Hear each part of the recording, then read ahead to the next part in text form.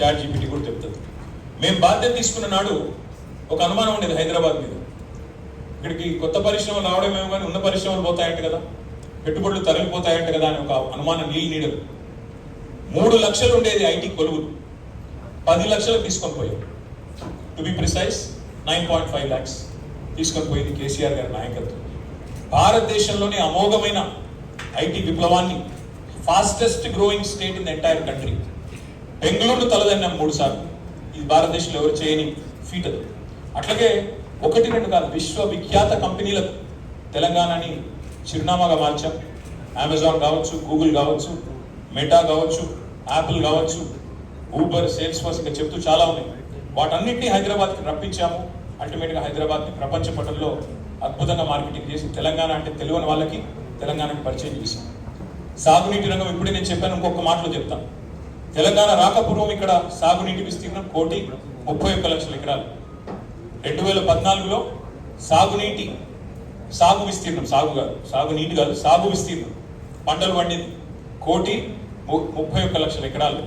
కానీ 2023 నాటికి, మేము దిగిపోయే నాటికి 2,29,00,000 సాగు విస్తీర్ణం చేరింది. అంటే దాని వెనకాల ఉన్నది మరి మిషన్ కాకతీయ, కాళేశ్వరం లాంటి ప్రాజెక్టు, అదేవిధంగా పెండింగ్ ప్రాజెక్టులను రన్నింగ్ ప్రాజెక్టుగా మార్చడం, అన్నిటి వల్ల ఈ సాగునీటి విప్లవం కూడా వచ్చింది.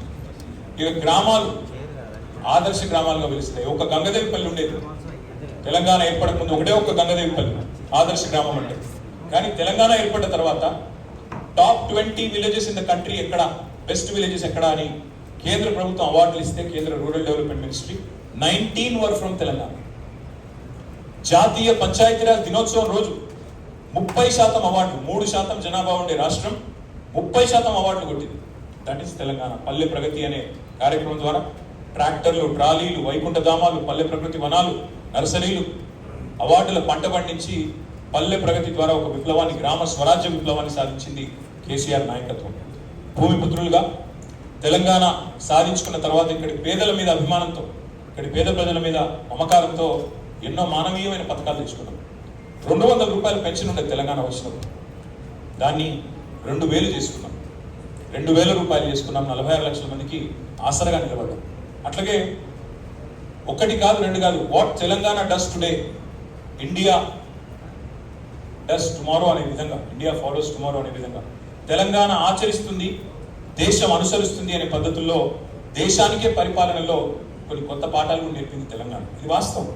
రైతు బంధువు అని మనం పెడితే 2015లో మోడీ గారు 2018లోనో 17లోనో PM కిసాన్ సమ్మాన్ అని చెప్పి రైతు బంధుని కాపీ కొట్టి వాళ్ళు పెట్టుకున్నారు. ఒక 12 రాష్ట్రాల్లో పెట్టుకున్నారు.